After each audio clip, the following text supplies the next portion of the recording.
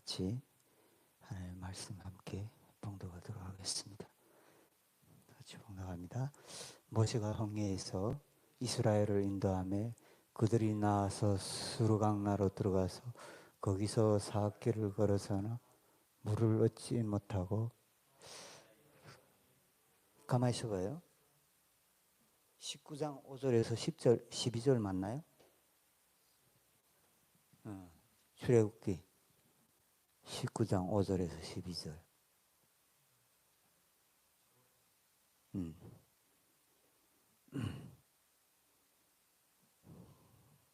전 시간에 했던 말씀 같아요. 19장 12절 말씀, 5절에서 12절 말씀.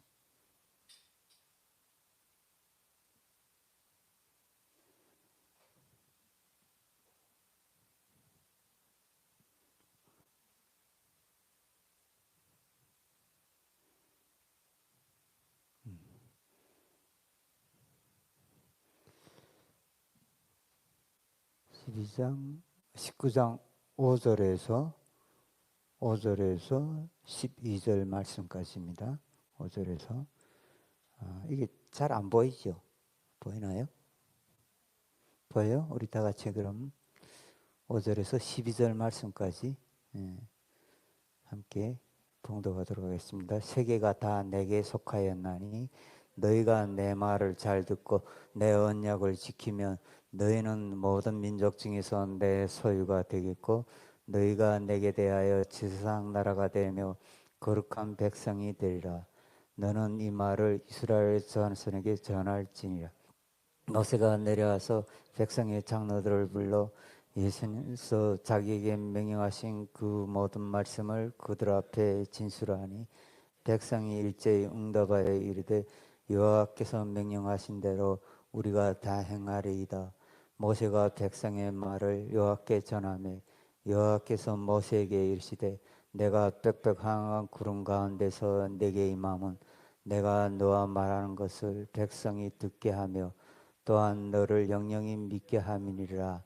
모세가 백성의 말을 여호와께 아뢰었으므로 여호와께서 모세에게 이르시되 너는 백성에게로 가서 오늘과 내일 그들을 성결하게 하며 그들에게 옷을 입게 하며 순비하게 하여 셋째 날을 기다리게 하라.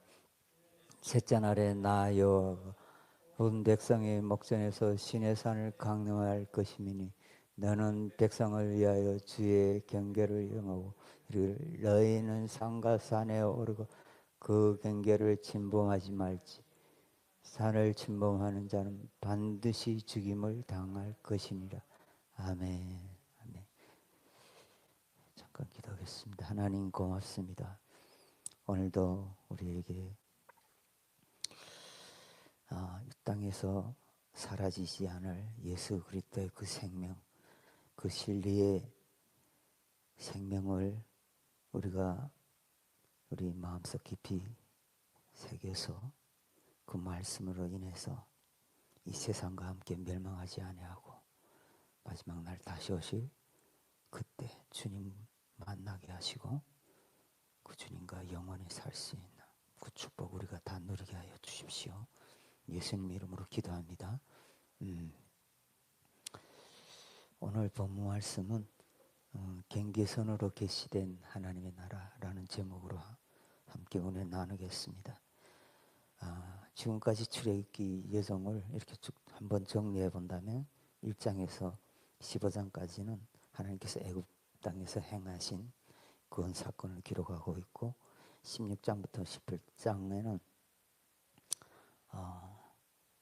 그 백성을 광야에서 독수리가 그 새끼를 자신 날개 위에 업어서 인도하듯이 불과 구름 기둥으로 그 백성을 인도하시고 시내산에 이르는 내용을 기록하고 있습니다. 그리고 이 여정들은 다 하나님께서 무엇을 그 백성을 만나시기 위한 시내산에서 그 백성을 만나시기 위한 그 여정인 거예요.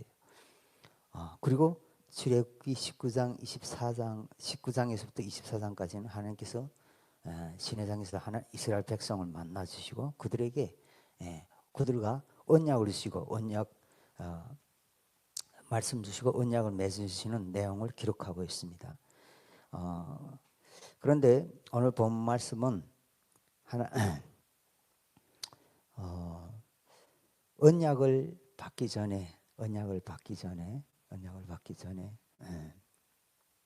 이스라엘 백성이 행해야 될 이 지침서, 경계선에 대해서 하나님이 가르치신 내용을 기록하고 있습니다. 언약을 받기 전에 경계선을 지키라는. 그래서 경계선으로 계시된 하나님의 나라에 대해서 오늘 함께 좀 나누도록 하겠습니다. 그리고 다음 시간에는 그 언약에 대해서, 언약의 내용들에 대해서 다음 시간에는 나누도록 하겠습니다. 먼저 오늘 본 말씀 5, 6절에 보게 되면은 모세가 시내산에 올라가서 하나님의 말씀을 받고 내려와서 그 백성들의 말씀을 전하고 있습니다. 너희는 내게 대하여 제사장 나라가 될 거다.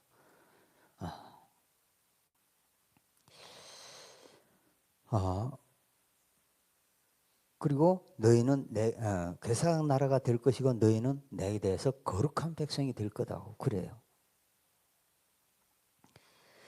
하나님께서 이스라엘 백성에 대해서 너희가 내 백성이 되고 거룩한 나라가 된다는 것은, 제사장 나라가 된다는 것은 한마디로 말하면 이 백성이 세상 앞에, 그리고 하나님 백성 앞에 어떤 존재로 세워지는 것입니까? 하나님을 대표하는 존재로, 대리하는 존재로 그렇게 세워진다는 거예요. 하나님 앞에, 하나님을 대신해서. 그리고 세상 앞에는 이 세상을 대표하는 그런 존재, 제사장 같은 존재로 세워진다는 거예요. 그래서 그것을 제사장이라고 말하고 있죠. 하나님과 백성 사이에 세워진 사람을 제사장이라고 말했죠.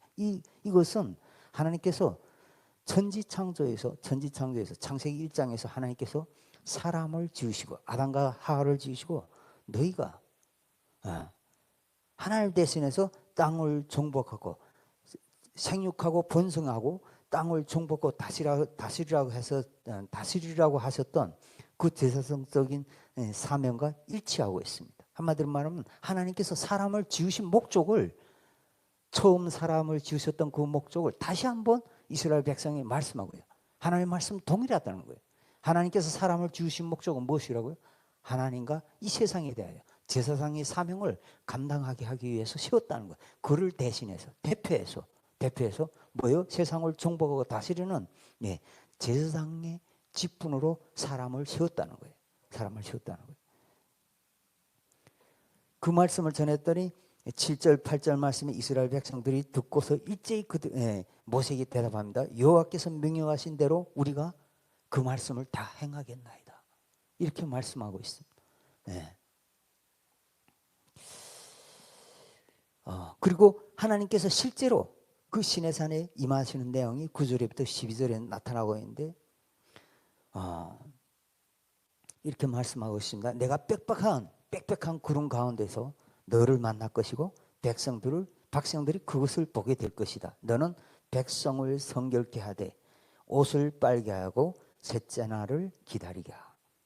셋째 날에 내가 시내산에 임할 것인데 너는 산 밑에 경계를 정하고 침범하지 못하게 하라고 그래요.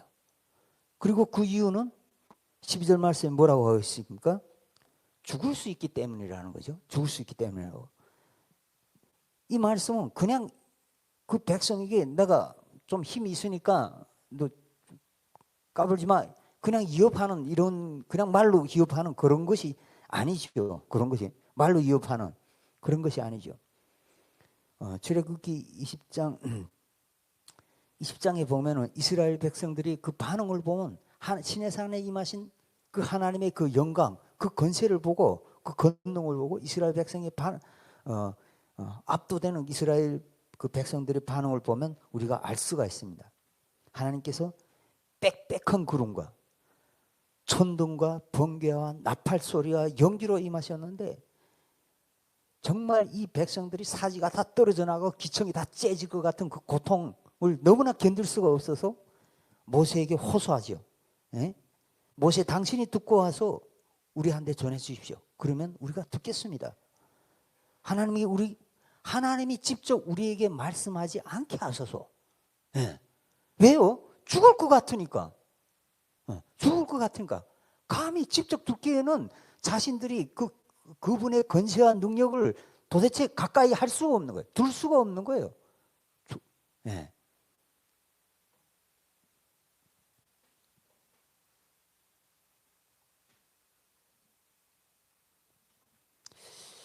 마치 이 말씀은 창세기 3장에서 하나님께서 아담에게 선악과를 먹지 말라고 말씀하셨던 그 말씀과 연상선상으로 그 내용을 하나님의 그 거룩함을 나타내고 있죠. 선악과를 먹으면 어떻게 된다고? 어떻게 된다? 정령 죽으리라. 그것을 우습게 여겼잖아요. 아담은. 정령 죽으리라. 그런데 이 출애굽기에는 분명하게 보여주고 있죠. 분명하게 나타내주고 말씀으로 나타내주고 있습니다. 하나님의 말씀은 죽는다고 하는 그 말씀은 그냥 말이 아니라는 거예요. 위협이 아니라는 거예요. 아니라는 거예요. 실제라는 거죠. 실제라는 거예요. 진짜 죽는다는 거예요. 창세기 있었던 그 죽음에 대해 좀 더 실제적으로 점진적으로 이렇게 보여주고 있습니다. 예. 그리고 그래서 모세는 하나님으로부터 중보자로 이미 부름을 받았지만 백성들로부터도 어떻게 됩니까? 중보자로 이렇게 선출되게 되는 거예요. 선출되게 되는 거예요. 예. 공식 인정이 되는 거죠. 당신이 우리를 대신해서 하나님 말씀 듣고 와서 우리한테 전해 주십시오. 예. 이미 모세는 중보자로 부름 받은 자예요. 그러나 이 백성들로부터 실제로 중보자로, 이 중보자가 있어야 살 수 있는 거죠. 예. 직접 듣다가 이거 다 죽게 생겼어. 예.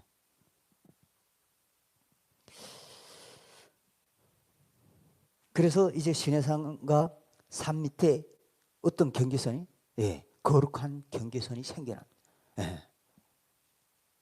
그리고 이 백성들은 이 경계선 때문에 죽지 않는 거예요. 이 경계선 때문에. 하나님께서는 거기에 24장에 보면 거기에 뚝을 만들려고 그래요. 뚝을 만들려고 그래요. 토단을 만들려고 그래요. 토단을. 죽지 않게 해서 토단을. 이것이 나중에 성막에 지어지는 번제단이 되겠죠. 번제단.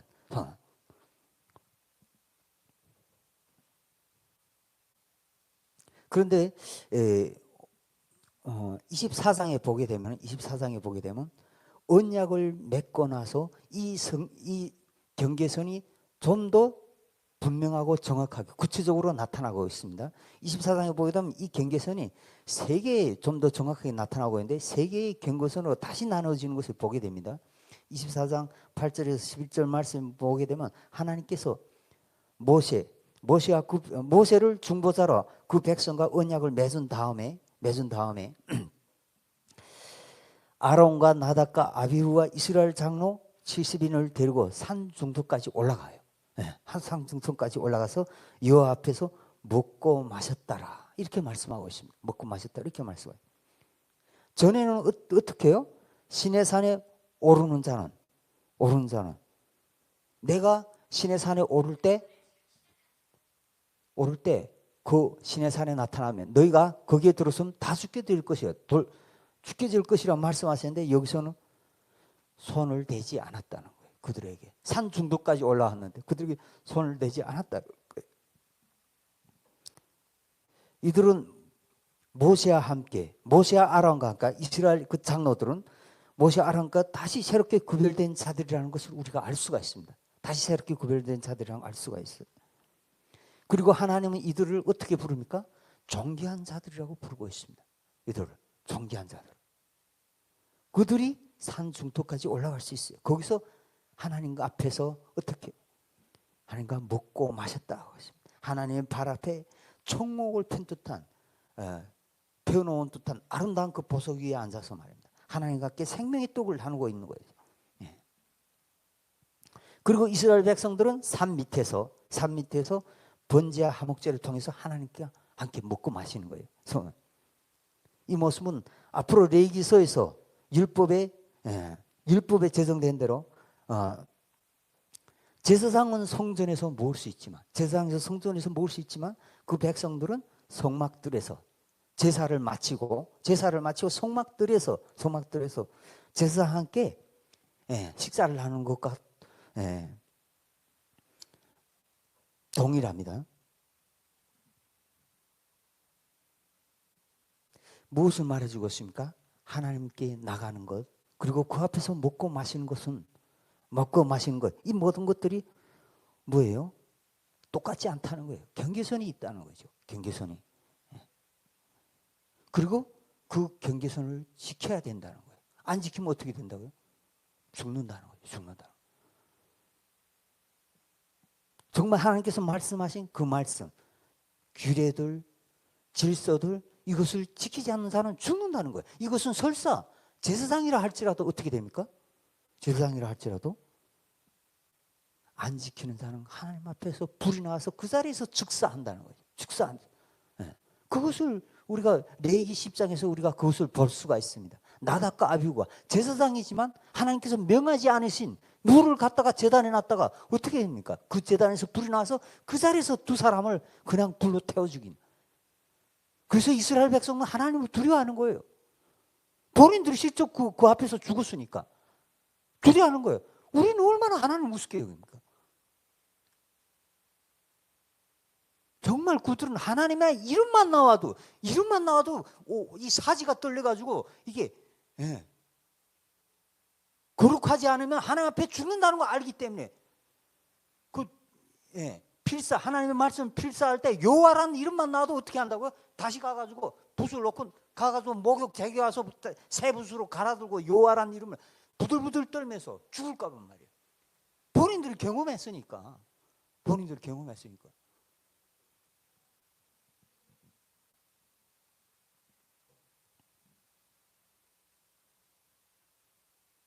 그래서 하나님은 이 거룩한 경계성을 통해서 하나님의 의미와 거룩함을 나타내고 있는 것입니다. 그래서 그 백성이 뭐라고 말씀하고 있습니까? 내가 거룩하니 너희도 거룩하라. 이렇게 말씀하고 있는 거예요. 이렇게 말씀하고. 그런데 말입니다. 이 거룩한 경계선은 우리가 영적 출애굽 사건이라고 말하고 있는 출바벨론 사건 이후에 지어진 이 성전에서 조금 이렇게 확장된 개념으로 나타나고 있는 것을 우리가 볼 수가 있습니다. 이 경계선이 무너지고 확장하는 개념으로 나타나고 있음을 보여주고 있습니다. 그래서 성전을 짓는 것으로 끝이 나지 않아야 하고 성벽을 짓는 것까지가 성전 완성임을 이제 나타내고 있습니다.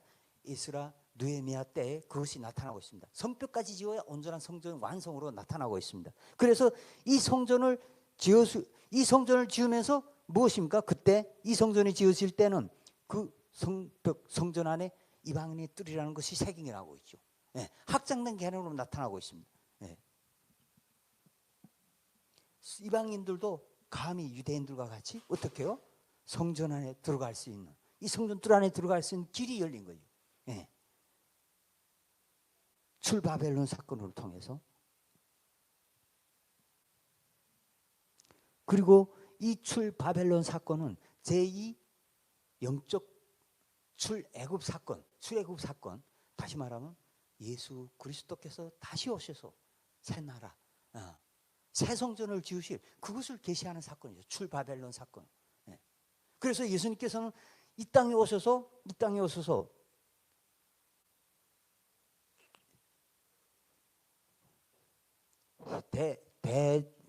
헤롯 사건, 헤롯 왕이 핍박으로 인해서 애굽에 갔다 돌아온 그 사건, 애굽에 갔다 그 피해서 헤롯 왕이 예수를 죽이려고 할 때 그 핍박을 피해서 애굽에 갔다 돌아온 사건을 뭐예요? 신약교회의 대표로서, 예수님께서 신약교회의 대표로서, 머리로서, 대표로서 애굽에서 착박과 애굽의 노예로 살고 있던 그 백성을 구원한 영적인 모세를 대표하는, 모세가 예표였다면 그는 본체인.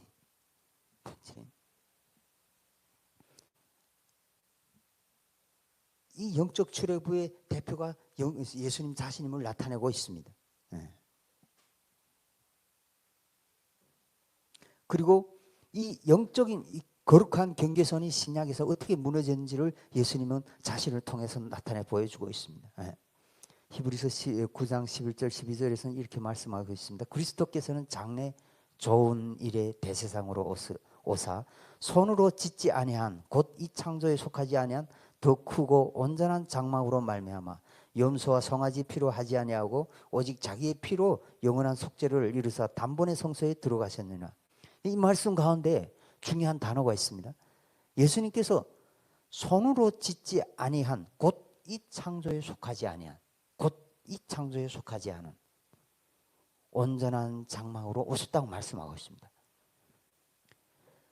손으로 짓지 아니한 곧 이 창조에 속하지 않았다. 이 말은 뭐예요? 출애굽 사건을 하나의 창조 사건으로 보고 있다는 얘기예요. 이 창조에 손으로 짓는 창조, 손으로 지은 창조, 이 창조를 출애굽 사건을 하나의 창조 사건으로 보고 있습니다. 그런데 이 창조 사건은 어떻게 손으로 지은 성전이라는 거예요. 이 하나님의 집이 손으로 지어진 집이라는 거죠. 그런데 이 창조에 속하지 않은 온전한 장막, 온전한 성전으로 예수님이 오셨다는 거죠. 출애굽의 사건은 한마디로 말하면 뭐예요? 예수 그리스도의 구원 사건의 예표적인 행위라는 거죠. 예표적인 거, 그림자예요.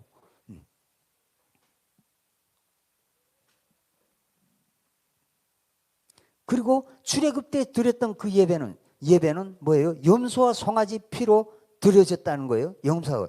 그리고 이 예배의 제물은 또한 뭐예요? 염소와 송아지로 짐승의 피로 드리는 예배였다는 거죠.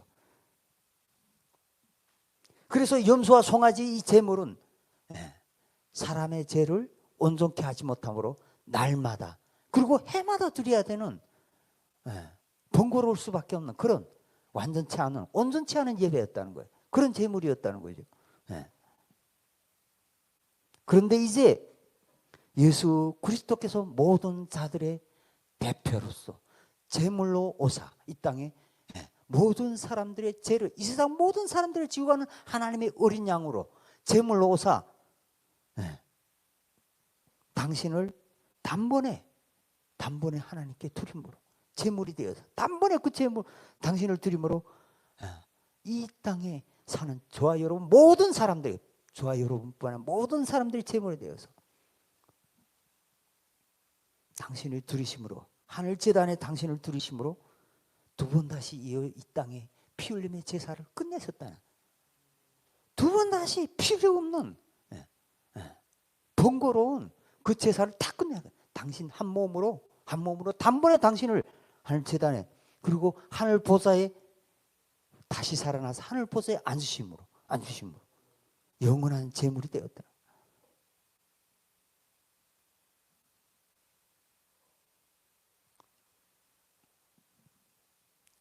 그리고 예수 그리스도로 말미암아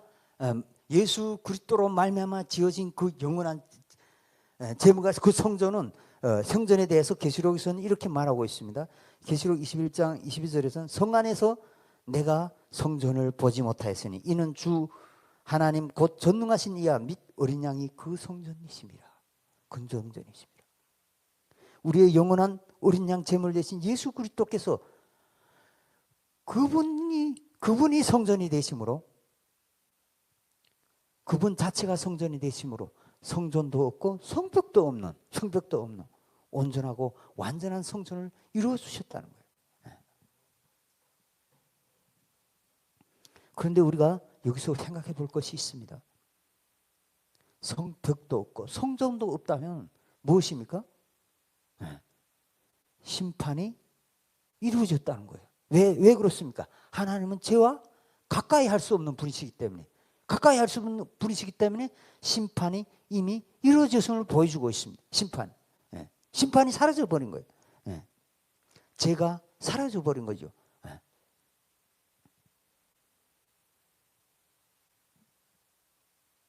다시 말하면 이미 이 세상의 모든 사람들의 죄를 지고 십자가에 예수님께서 달리심으로 말미암아서 무엇입니까? 이미 이 세상에 이 땅 가운데 영원한 성전이 왔다는 거예요. 하나님의 나라가 왔다는 거예요. 하나님의 성전이 왔다는 거예요. 예? 왔다는 거예요. 그래서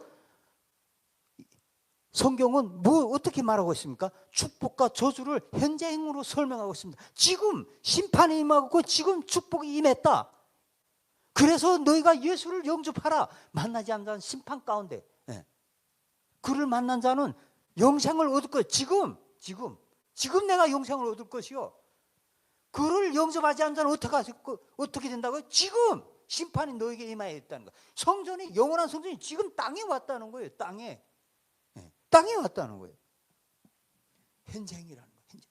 그가 마지막 제물이 되심으로 영원한 성전이 땅에 오셨다는 거예요.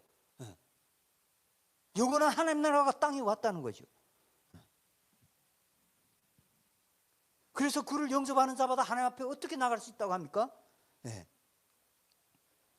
히브리서 10장 19절 20절에 이렇게 말하고 있습니다. 그러므로 형제들아 우리가 예수의 피를 힘입어 성전에 들어갈 담력을 얻어나니 그 길은 우리를 위하여 희장 가운데로 열어놓으신 새로운 살 길이요 희장 곧 그의 육체니라. 예수 그리스도의 힘을 입어 그의 이름을 힘입어 희장이 되신 예수 그리스도의 그 몸을 희장이 되신 그 예수 그리스도의 그 문을 열고 우리가 들어갈 수 있다는 거예요. 들어갈 수 있다는 거예요. 그 피를 힘입어 희장 되신 그 문을 열고 우리가 직접 감히 이름 하나 잘못 불러도 불에서 그냥 타 죽고 잘못된 것만 조금만 잘못돼도 죄를 용납치 않은 그 하나님이 당신의 피로 당신의 피로 하나님 앞에 나올 수 있는 길을 열어놓으셨다는 거예요. 그래서 예수님께서는 이렇게 말씀하고 있죠. 세례 요한 이후로 천국은 침노를 당하나니 침노하는 자마다 천국을 얻게 되리라. 누구의 피로요? 누구의 권세로요? 예수 그리스도의 이름으로. 예수 그리스도의 피로 말이에요. 우리가 너무나 쉽게 들어가죠. 하나님 하면 나 만나주시지 않습니까? 나요.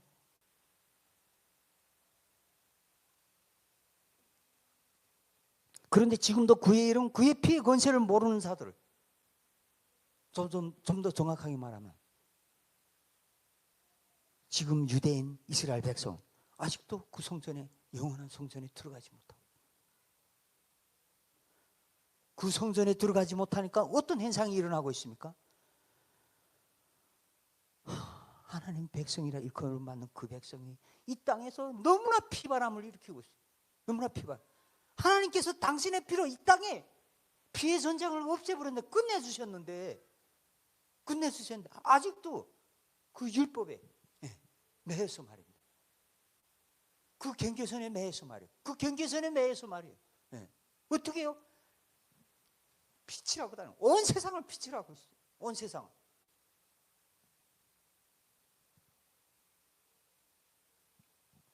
그렇다면 한번 생각해 봅시다. 우리가 이스라엘 백성보다 지금 유대인들보다 정말 우리가 하나님 앞에 거룩하고 깨끗할까요? 그들이 이방인들을 어떻게 부릅니까? 개돼지라고 하죠. 그들은 이방인을 부풀려서 그렇게 말하는 게 아니에요. 그들이 관점에서 봤을 때 그렇다는 거야. 이방인이 하는 행위를 보니까 너희는 하나님 앞에 개돼지나 다름없다 이거야. 그들의 관점에 그들이 생각하는 그들의 하나님 관점으로 봤을 때 이방인의 행실은 하나님 앞에서 개돼지나 같다는 거예요.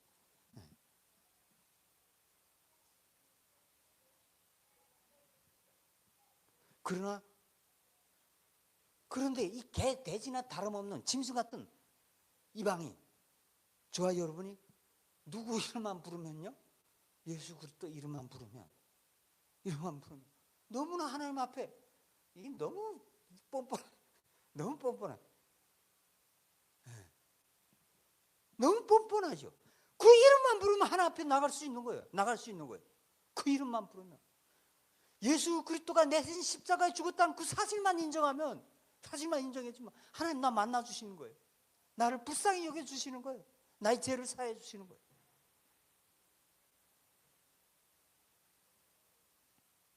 그런데 다시 한번 우리가 생각해 봅시다. 하나님은 죄를 가까이 할 수 없는 분이시므로 죄를 멸하시는 분이시요 심판하는 분이세요. 개돼지나 다름없는. 그렇다면 개돼지나 다름없는 저와 여러분이 어떻게 거룩하신 하나님 앞에 감히 설 수가 있습니까?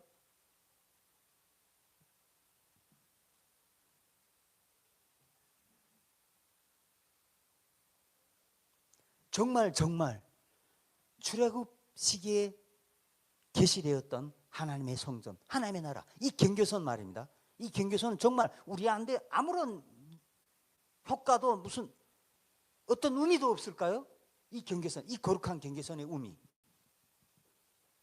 하나님을 가볍게 여고 하나님 앞에 함부로 나갔다가 그 자리에서 즉사하는 이 거룩한 경계선 말입니다. 저와 여러분의 아무런 의미도 없냐는 거예요. 그렇지 않습니다. 그렇지 않습니다. 하나님이 이 거룩한 성전의 이 거룩한 경계선의 개념은 지금도 시퍼렇게 살아있어요.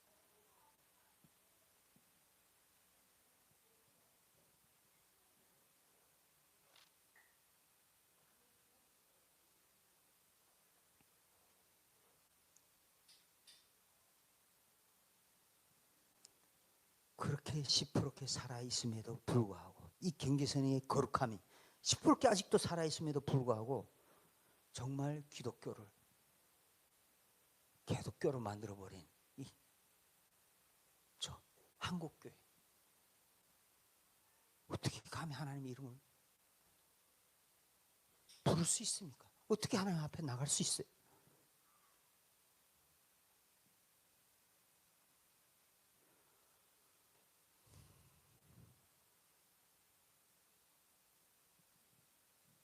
야, 아무리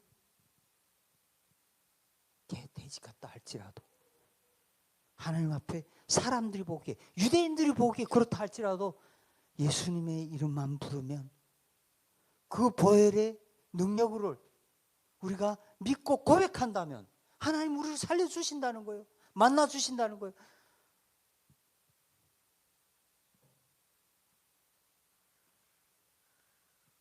그분의 십자가의 은혜로 그분의 십자가의 능력으로 그 보혈의 능력으로 저와 여러분이 그리고 제가 이 자리에 지금 설 수 있는 줄로 믿습니다. 그렇다면 이 경계선의 거룩한 경계선의 의미는 오늘 이 시대에 저와 여러분에게 어떻게 적용이 될까요?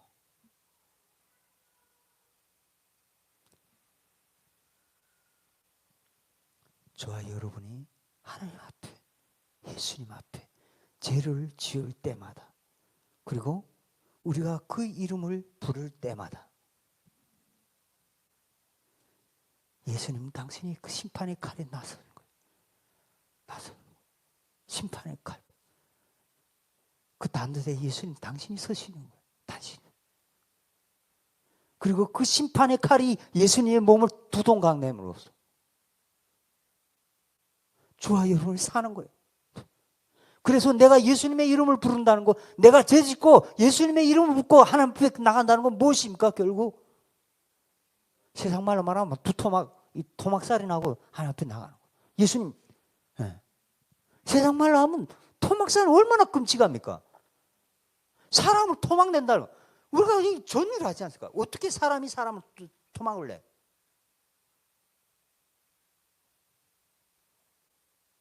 그런데 저와 여러분이 그렇게 나가는 거예요. 우리가 죄를 지을 때마다 그리고 죄를 짓고 예수 이름을 부를 때마다 어떻게 하는 거예요? 예수님의 몸을 둘러 토막내는 거예요. 칼로. 심판의 칼이 예수님을 토막내고 저와 여러분을 하나님 만나주시는 거예요. 우리 죄를 없다 하시고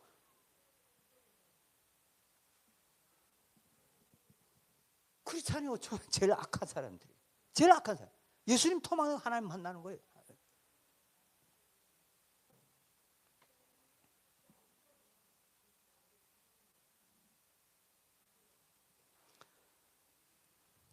그리고 성경은 예수님과 저와 여러분을 어떤 관계라고 말씀하고 있죠? 신랑과 신부의 관계라고 말씀하고 있습니다.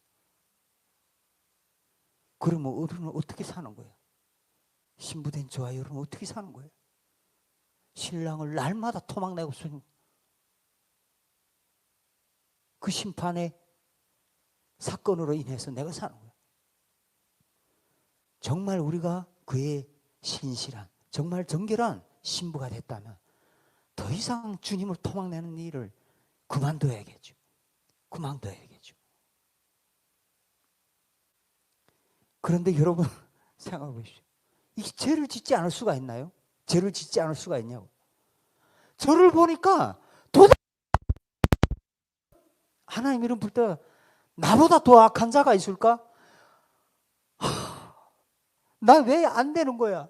하나님 나 좀 도와주면 안 돼요? 나 불쌍히 여겨주면 안 돼요? 하나님 앞에 나가면 그 말밖에 할 수 없어요. 왜 이렇게 하는데 하나님 나 안 죽여요? 나 좀 죽여주면 안 돼요?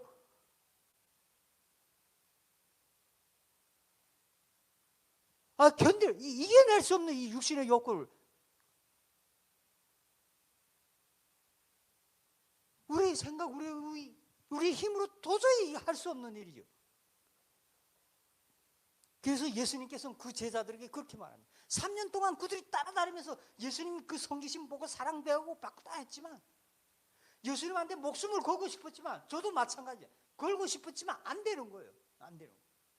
이 땅에 와서도 목숨 걸고 하나님의 거룩을 지키고 싶지만 안 된다 이거예요. 안 된다 이거예요. 그래서 예수님께서는 죽음에서 부활하신 다음에 제자들에게 찾아서 이렇게 말씀하셔요. 너희가 성령을 받으라 그래요. 성령을 받으라. 이게 무슨 말입니까? 무슨 말입니까? 그리고 부활하시면서 그들에게 이렇게 말씀하고 있습니다. 너희가 이 예루살렘을 떠나지 말고 뭐를 기다리라고? 성령을 기다리라는 거예요. 성령을 받으라는 거예요. 이거 우리가 전번 시간에 얘기했죠. 고린도전서에. 우리가 예수님을 처음에 만날 때, 하나님을 만날 때 처음에는 어떻게 받는다고요? 육신의 아담으로 받는 거예요. 육신의 몸으로 받는 거예요. 하나님의 말씀은 육신으로 깨닫는 거예요. 육신으로 깨닫는 거예요. 예? 아브라함이 육신으로 깨달아서 이스마엘을 낳았듯이 우리가 그런 열매를 낳는 거예요. 저도 중국에서 했던 것이 다 육신의 열매였어요. 제 자존심이 허락되지 않아가지고 적어도 하나님 나한테 이렇게 했는데 나도 이렇게 해야지. 생각해보니까 그렇더라고요. 유대인들도 하나님 위해서 목숨을 겁니다. 그러나 이 지식은 뭐예요? 다 전부 다 육신에 임한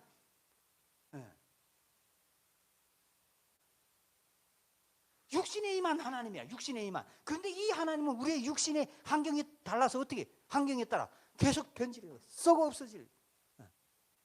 이것을 가지고는 하나님을 온전히 만날 수 없다는 거예요. 우리가 육신으로 아는 그 하나님과. 그래서 사도 바울도 뭐라고 말합니까? 우리가 처음에는 예수님도 육신으로 알았으나 이제는 내가 어떻게 안다? 영으로 아나니 우리는 새로운 피조물이라. 이렇게 말합니다. 우리를 새롭게 하는 영은 뭐예요? 성령이라. 그 성령을 만나야 된다는 거예요. 그 성령은 육신에 거할 수 있는 영이 아니죠. 육신에 거할 수 있는 영이 아니에요. 그분은 거룩한 분이세요. 그래서 어떻게? 어디에 필요할까? 우리의 마음의 심령, 속사람에 임하는 영이세요. 그래서 성령을 받으라는 거예요. 그 제자들이 이미 다 훈련받았는데 그 사람들이 3년 동안 훈련받았는데 그들에게 무엇을 받으라고요?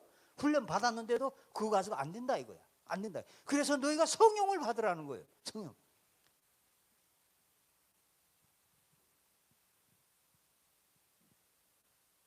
저와 여러분이 이 성령을 받을 수 있기를 바랍니다. 이것을 기도할 수 있기를 바라요.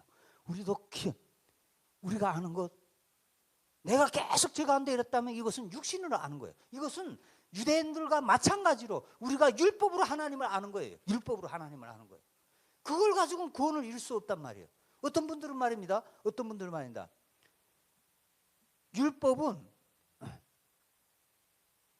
구원에 이르게 하는 법이 아니라 뭐예요? 구별하게, 하나님의 백성을 구별하게 하는 법이라고 이렇게 말하고 있습니다. 여러분 정말 그런가요? 다시 묵상해 봤더니 그런 게 아니더라고요. 율법은 구원에 이르게 하는 법이 맞습니다. 구원에 이르게 하는 법이 맞아요.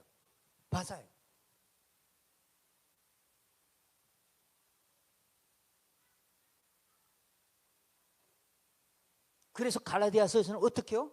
그것을 예수 그리스도께로 인도하는 초등학문이라고 그러죠. 예수 그리스도 구원으로 이루게 하는 인도하는 법이 맞단 말이에요. 구원으로 인도하는 법이 맞단 말이죠. 하나님은 선지자들 통해서 이 언약이 말이에요. 언약이 사람과 하나님과의 언약이 신랑과 신부의 언약이라고 하고 있습니다. 신랑과 신부의 언약이라고 말하고 있어요. 아담의 언약도 신랑과 신부의 언약이라고 말하고 있고, 율법도 뭐예요? 예표적이지만 신랑과 신부의 언약이 뭐 말씀하고 있습니다. 선지자를 통해서. 그런데 말입니다. 이 언약을 말입니다. 부부간에 지켜야 할 언약이죠. 근데 이 언약을 내가 깨고 내 멋대로 살았어. 그럼 어떻게 되는가? 그 결혼은 박살나는 거 아닙니까? 깨지는 거 아니에요? 깨지는 거예요. 그러면 그 결혼이 성공한 거예요? 어마어마한 딱지 이혼. 그건 성공한 거 아닙니다. 그 언약은 언제까지? 두 부부가 죽을 때까지죠. 죽을 때까지 지켜야 되는 거예요. 그래야 온전한 결혼인 거예요. 하나님의 말씀은 그런 거예요. 왜 이 율법이 뭐예요? 율법의 정신이 이 천지 만물이 다 없을 때 그대로 있는 겁니까? 그 법도 동일하게 영원하게 있기 때문에 그 법에 의해서 어떻게 합니까? 둘 다 이 법으로 오면 나도 당신도 죽기로 결단합니다. 그 법에 내가 온전히 죽기로 결단했을 때 이 결혼 생활이 유지되는 거예요. 하나님의 구원도 마찬가지인 거예요. 신랑과 신부의 언약이라면 말입니다. 이것은 구원과 연결되어 있습니다. 구원과 연결되어 있어요. 율법은 구원과 연결되어 있다. 온전히 그 법에 내 육신을 죽이지 않으면 하나님과의 관계가 깨질 수밖에 없는 거예요. 구원의 일순. 그래서 사도 바울은 뭐라고 교복하고 있습니까? 율법의 의로는 구원에 이를 수 없다고 말하지만 그것을 좀 더 구체적으로 뭐라고 말하고 합니까? 예수 그리스도께로 인도하는 법이라고 말하고 있습니다. 그리고 그를 만남으로 어떻게 됐다고요? 그를 만남으로 내가 온전한 구원을 이뤘다고 말하고 있습니다. 네. 온전한 구원을 이루고 구원을 인도하는 분이라고 말하고 있죠. 네. 참 이 세상의 말로 하나님의 그 법을 정말 디테일하게 설명하기가 너무 어려운 것 같아요. 정말 너무 신비스러워서. 네.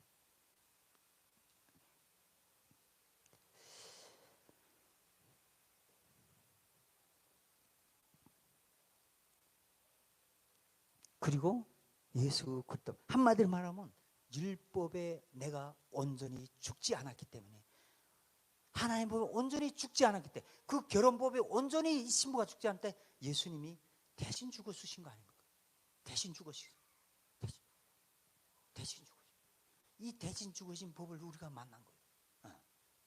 그보다 더 큰 율법이 아닌 복음의 법으로 성령의 법으로 하나님께서 예수 그리스도께서 오심으로 저와 여러분이 살 수 있게 된 줄로 믿습니다. 그래서 우리가 무엇을 만나야 된다고? 성령의 법.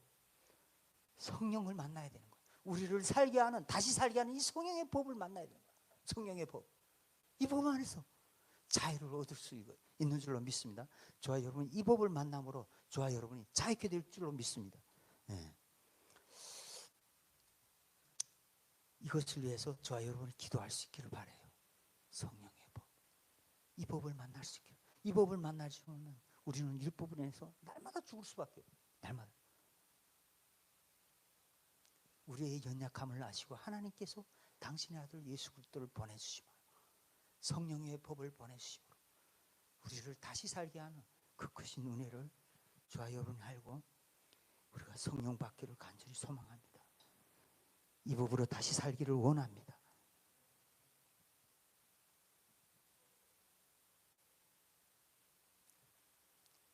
그리고 우리에게 경계선을 씌웠던 이 율법, 우리에게 경계선을 씌웠던 이 율법, 이 법에 나를 온전히 십자가에 달 수 있기를 바랍니다. 이 경계선, 그것에 그 경계선, 거룩한 하나님의 칼인 이 경계선, 여기에 내 신랑, 우리의 신랑을 대신 내버리는, 내 대신 죽어주셔 내버리는 것이 아니라 그 법에 내가 함께 죽음으로 우리 주님과 함께 부활하신 예수 그리스도와 함께 영원히 그 영생의 축복을 누릴 수 있는 저와 여러분 되시길 간절히 소망합니다. 아멘.